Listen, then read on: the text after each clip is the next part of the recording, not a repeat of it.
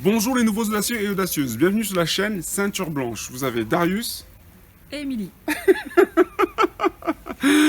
Donc là aujourd'hui on va voir une arme dévastatrice, les coups de coude. D'accord, c'est beaucoup utilisé en boxe thaï. Nous au Krav Maga on les a récupérés, mais quand je mets les gants souvent avec mes partenaires de combat, je ne vois pas souvent les coups de coude et pourtant c'est une arme, vraiment très très efficace. Donc aujourd'hui on va voir comment on les donne, les différents coups de coude dans différentes situations. Et puis voilà, mais avant, avant, jingle.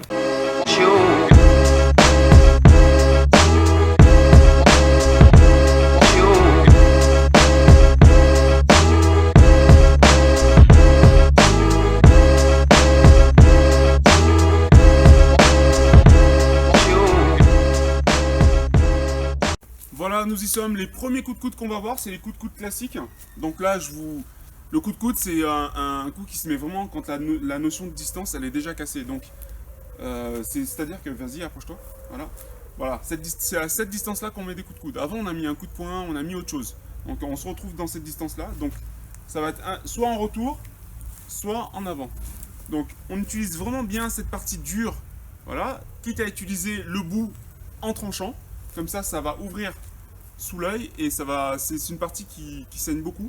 Donc ça va aveugler votre agresseur. Donc quand on donne le coup de coude, on peut viser le menton, on peut viser les tempes, d'accord.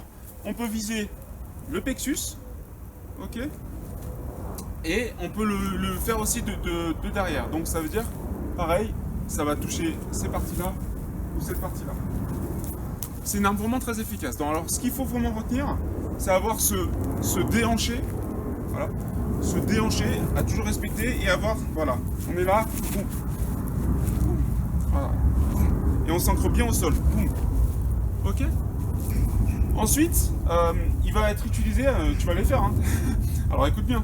Ensuite, il va être utilisé lors d'une saisie. Donc si tu me saisis au niveau de la taille pour me soulever, vas-y, saisis-moi au niveau de la taille en bas, voilà, tu me saisis en bas, c'est-à-dire comme ça, voilà.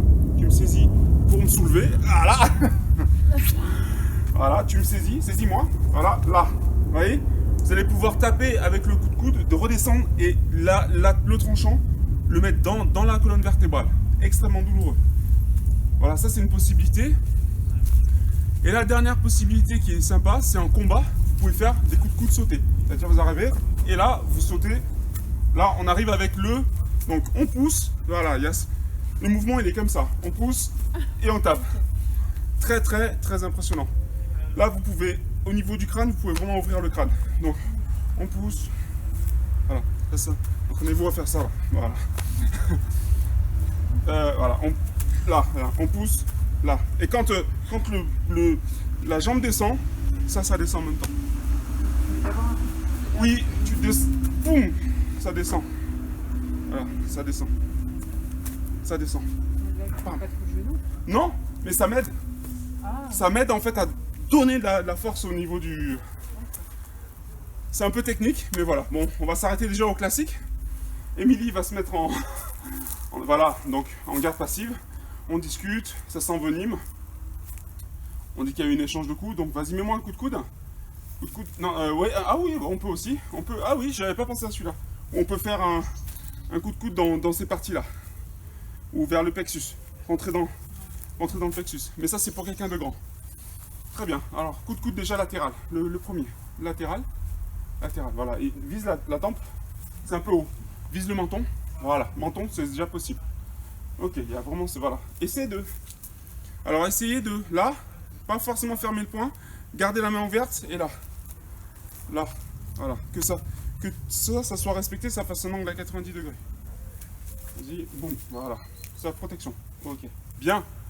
Le dernier, là, il était très bien. Voilà. Bien viser le menton. Voilà, on vise bien l'arête du menton. L'impact va aller derrière et ça va faire un KO immédiat. Voilà, on va faire tu vas te retourner, un classique.